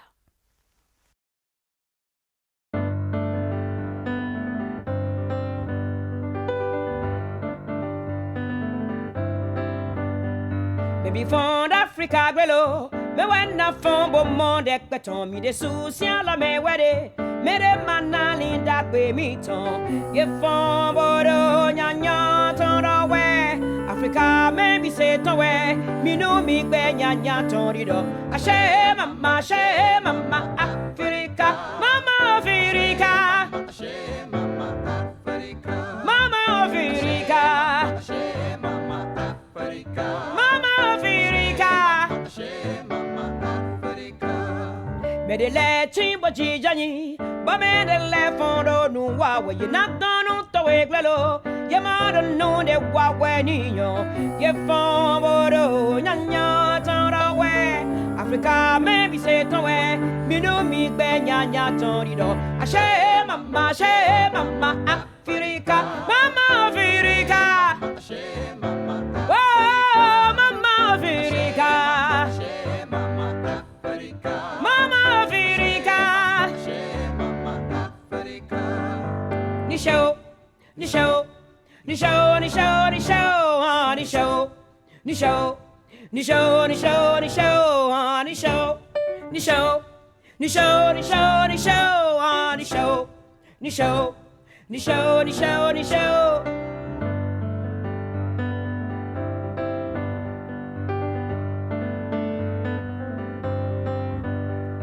Maybe fond Africa grelo, me wena fond bon monde ekbeton, mi de souciant la me wede, me de manali da kwe mi ton, ye fond bodo nyanya ton we, Africa me bi se ton we, mi no mi kwe nyanya ton di dol, she mama Africa, mama Africa, she mama, oh